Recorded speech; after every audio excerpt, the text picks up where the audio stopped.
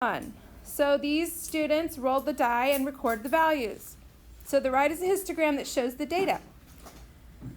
Why does it make sense that the histogram would look like this?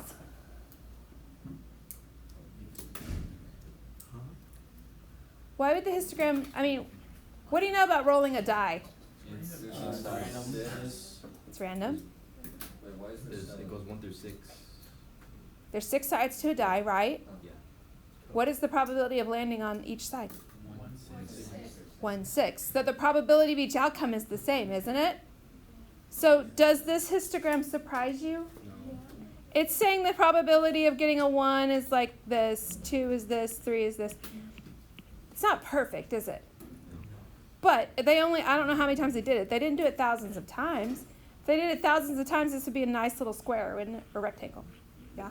Because they're equally likely. All the outcomes are equally likely. You with me? Logically? Okay. Why does it make sense? So we would say each outcome is equally likely or has the same probability. However you'd like to phrase that is fine. So it is a symmetric, a uniform distribution is symmetric, right? Because you can cut it down the middle, it looks the same on both sides. So what does that tell us about the mean and the median? The same, approximately the same.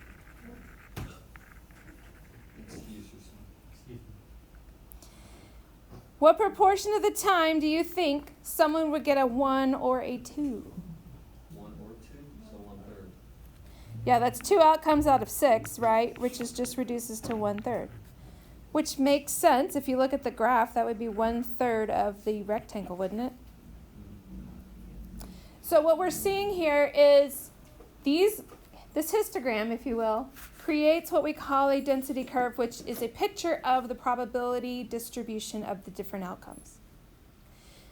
This one, they're all identical. So 1, 2, 3, 4, 5, 6, they're all the same. All right? So then this is easy. What proportion of the time do you think someone's going to get a 1, 2, 3, 4, 5, or 6? 100%. That's the only possibility, right? So 100% of the area is covered in those 6 possibilities. Make logical sense? This is an easy one, okay? So 100% of the time. Moving on, experiment number 2. Let's say you try to toss a penny and make it land on a specified target on the floor. And so what you're measuring is how far off the target you are. That's what's happening. So 0 is exactly on the target, and this is off target, right? So if we had to estimate, what do you think the prediction of the shape would be of this? Skewed which way? Skewed right? Yeah. You think it would be, he's saying he thinks it would be skewed right. Would you agree? Or maybe a little more skewed like that? You're close to the target, but there are sometimes you just got off, right? It rolled or whatever. Does that make logical sense? Well, it depends. What do you mean it depends? How far the distance is from the Yeah, but 0 is exactly on the target, and this your x-axis is the distance from the target. Just depends on how bad you're throwing, right? Yeah. So, in actuality, this one does come out to be a right skewed distribution, like you would think. Okay. Now, with a right skewed distribution, what do you know about the mean and the median?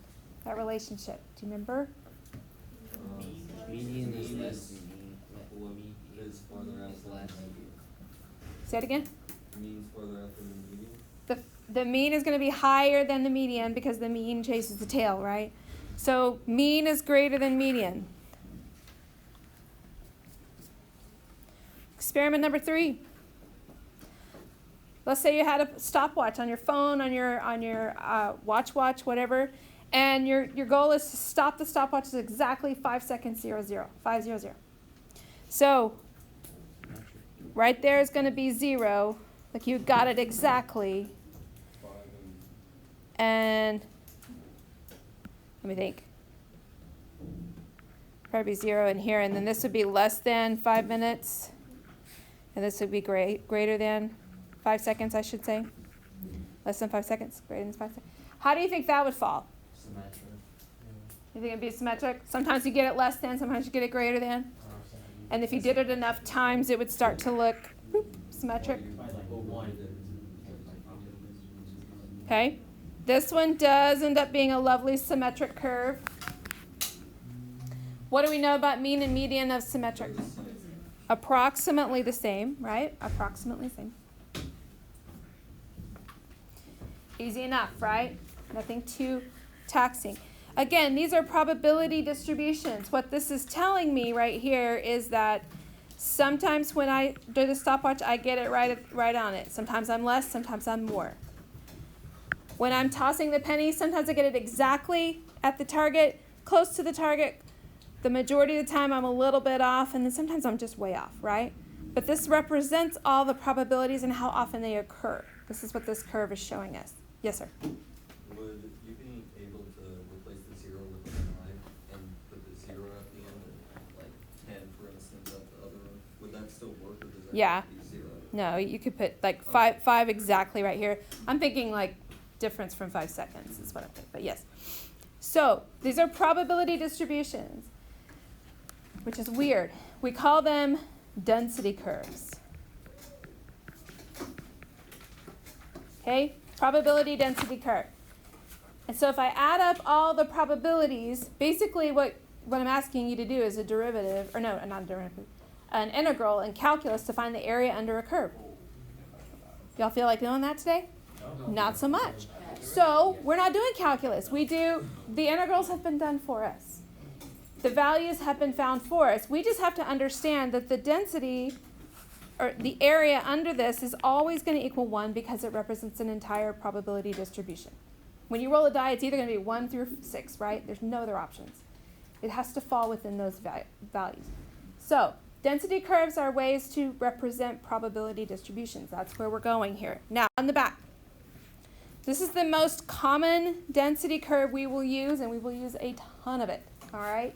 The normal distribution curve, the bell curve. So hundreds of years ago, mathematicians were extremely bored, and they would do these little experiments and be like, hey, I'm off by this much so many times, and I'm off by this much so many times in my experiment. And the next guy did a different experiment. He got the same percentages. Hey, I'm off just this much 68% of the time, or just this much 95% of the time. And it kept following this pattern, and it became a rule because it became so repetitive. Okay? So it's the 68, 95, 99.7 rule. And so we're going to use the context of IQ scores with a mean of 100. So notice my mean is right in the middle. Standard deviation is 15 points. So if I'm going up a standard deviation, it means I'm adding 15, right? And I keep adding 15, I keep adding 15, and adding. Going to the left, I'm subtracting, subtracting, subtracting. Y'all with me? Okay, easy enough. So what the rule says is that in the probability distribution, this shape, 68% of the time, it's going to be within 1 standard deviation of the mean. So 68% of the people tested fall between 85 and 115 IQ scores. All right? Then it goes wider. 95% of the time, the people will fall between 70 and 130. And then 99% of the time is within 3 standard deviations. So that goes 55 to, 145. Y'all following this? Just 1, 2, 3, 1, 2, 3. That's all it is. All right. So when you look at this, we're gonna take this guy and stretch him out just a second. All right. We're gonna break these little columns down a little bit. So 68. Remember the line is straight down the middle, right? If I split that 68 into left and right, what percent's in each side? Don't overthink it. 34 and 34, right? So here's 0, here's the middle. 1 standard deviation and 1 standard deviation. That means 34% is here, 34% is here.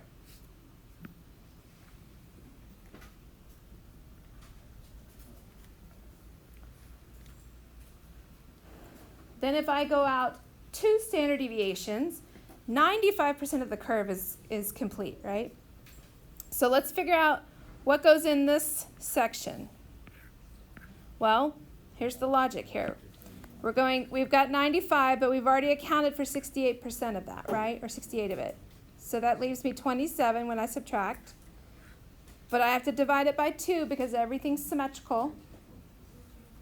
Good. 13.5% falls right here.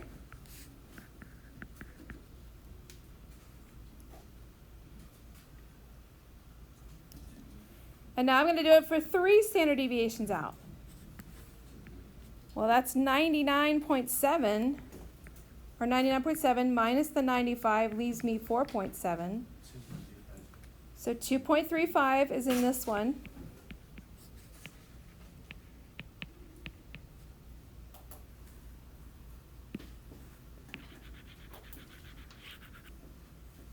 Now, does that cover the entire curve? No, what's left? 0.3 is way out here. If I split that, I get 0.15, right? 0.15 of a percent. It's very, very, very tiny pieces. But when you break the curve up this way, you begin to be able to make predictions on how often this is going to happen or that's going to happen. So here we go. Here's how it might look. What percentage of the data is within 2 standard deviations of the mean? 95%. That's literally that drawing right there, isn't it? Remember the little sigma? Stands for standard deviation. It's not what you talk about when you say sigma. It stands for standard deviation. Number 2, what percentage of the data is further than 2 standard deviations? 5%. So if there's 2 standard deviations out, it's asking you what's on the outside of that. You just gave me that, the inside, right? 1 minus 95% leaves me with 5%, doesn't it? So you will be sketching these curves and shading these curves as we go along. Okay? What percent of the data is greater than 1 standard deviation above the mean? Okay, so my center is here, 1 standard deviation. I'm looking for this area. Greater than.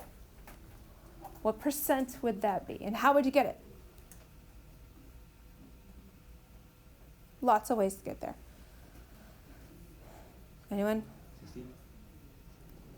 16? Is that what you said? Yes. Yep. How'd you get it? I added everything. Everything after 1 standard deviation. Yeah, everything after 1 standard deviation. If you just add these guys up, right? So, oopsies, 13.5 plus 2.35 plus 0.15 gives me 16%. Could I have done it another way? Sure. But you got to show your work, right? We always show our work. What percentage of the data is between a z of -1 and a z of 2? What the heck does that mean? A z-score. So translate that to me. What does that mean I'm going to do? My picture. What am I shading? Z of -1 is over here, right? 1 standard deviation below. A z of 2 is over here. So I'm looking for this area. Huh? How'd you get 81? Tell me how you did it.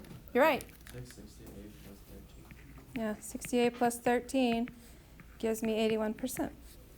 Right?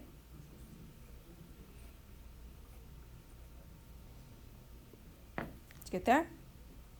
Yeah? All right. You take an IQ test and you get a score of 130. Assume IQ is normally distributed with a mean of 100. Okay, so let's draw a picture. That means 100 is right here. Standard deviation is 15. So 1 standard deviation is 115. 2 standard deviations is 130. Oopsies, that's not right. Okay. Oops, I don't want to shade that.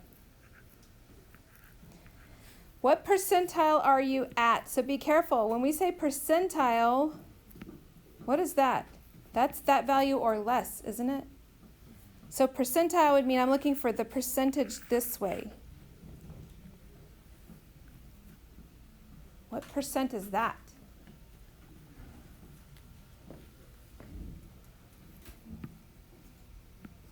Well, I know it's at least 50 plus 34 plus 13 and a half, right?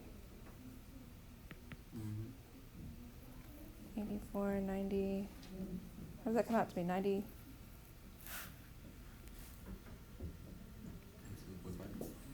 97.5?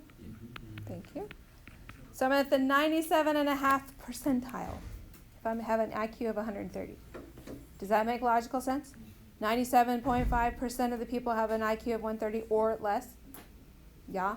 You got to remember percentile is less than or equal to. You're not shading to the right, you're shading to the left. Okay, now it's going to reverse the question on us.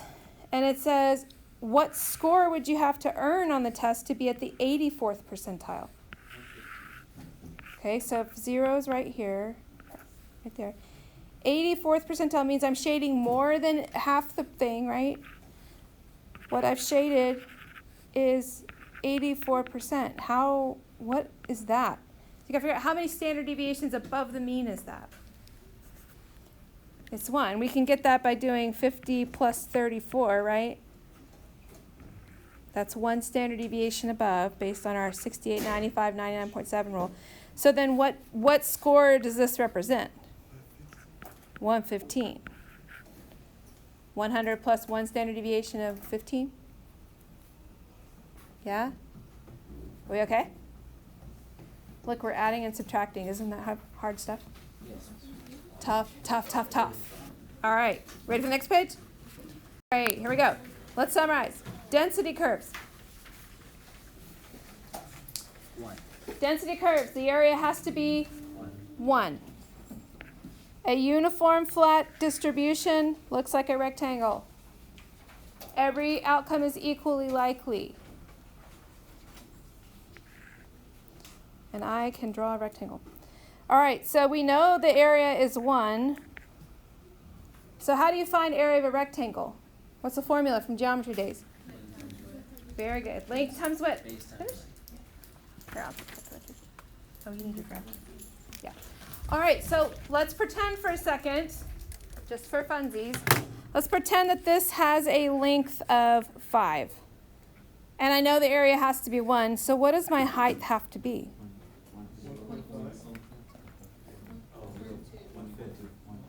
1/5, doesn't it? 1/5 times 5 gives me 1. You with me? So you'll be given that. You'll be given one of the two, and then you just use your algebra skills and what you know about area to find the missing piece. All right. And then part 2, mean versus median. What do we know? Is the median, if it's right skewed, the median is less than the mean. If it's left skewed, the median is, and if it's symmetric, it's approximately the same. Now, number 3, you have this lovely little diagram already pieced out for you. You'll know this before the end of the day if you focus on it. You always have to label the ideal mean. We use the symbol mu. And the ideal standard deviation, we use sigma. Not your sigma, the Greek letter sigma.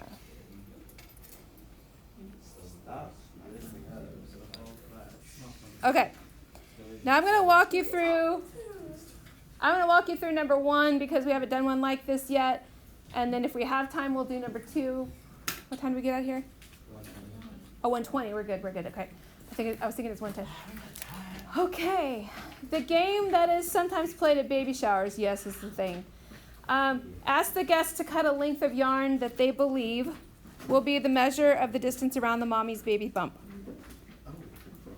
At a particular baby shower, the length of string cut by the guests was uniformly distributed over an interval of 40 to 50 inches. What height must the density curve have? So let's stop and think. If it's uniform, we know that this shape is a rectangle, right? Okay. So what is the length of my rectangle? So then what does the height of that rectangle have to be? Boom. 1/10. So the height is 1/10. The reason is because the area must be 1. That's why.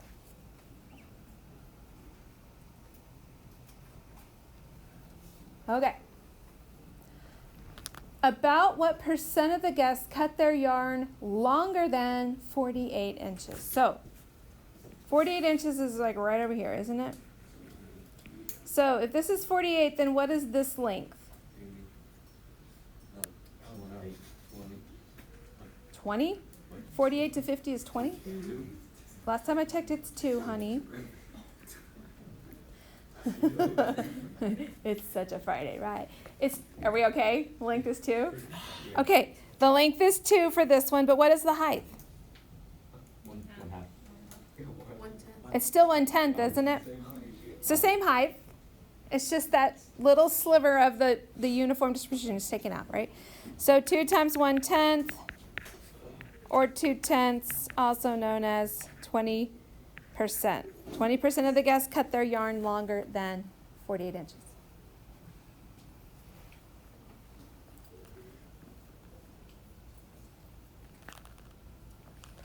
All right, now they're switching the question. Calculate and interpret the 25th percentile of the distribution. 25th percentile would mean 25% of this guy, right? Well, what's 25% of 10? 2.5, isn't it? We know this distance is 10, so 25% of 10 is 2.5. If it starts at 40 plus 2.5, the 25th percentile is 42.5 inches. Alicia? Yeah? Now, here's your famous interpret. How do you know when to interpret? When it says to interpret.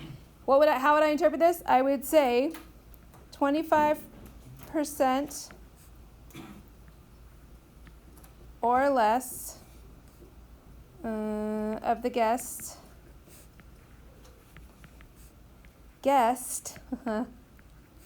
42.5 inches.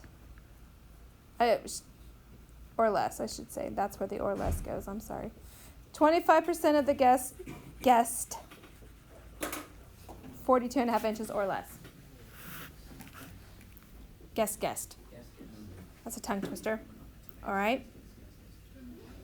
Are we okay with that? No. Okay. Distribution of waist circumference for women who are 8 months pregnant is approximately normal with a measure of 44 inches, standard deviation of 4. I'm going to make you do this with me just to get things done quickly. All right, sketch the normal curve and the approximates of the distribution of waist circumference for women who are 8 months pregnant. Label the mean and the points that are 1, 2, and 3 standard deviations. So they said the mean was what? 44. Standard deviation is 4. So if I go up 1 standard deviation, that's 48. 52. 56. Go this way, I subtract 4.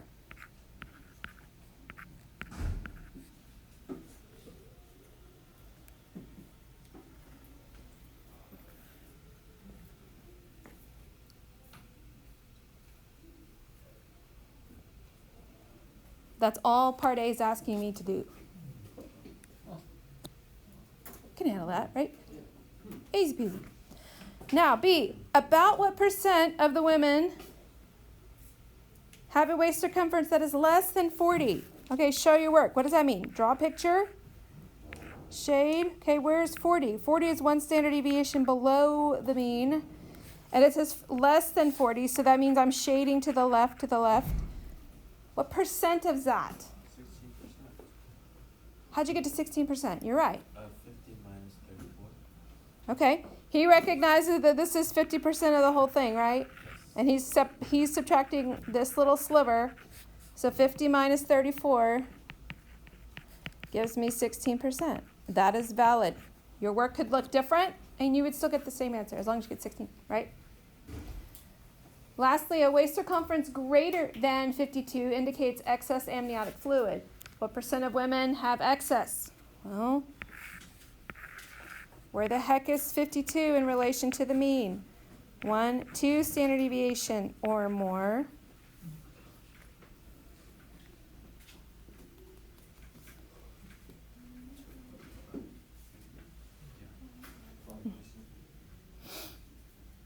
Well, let's think.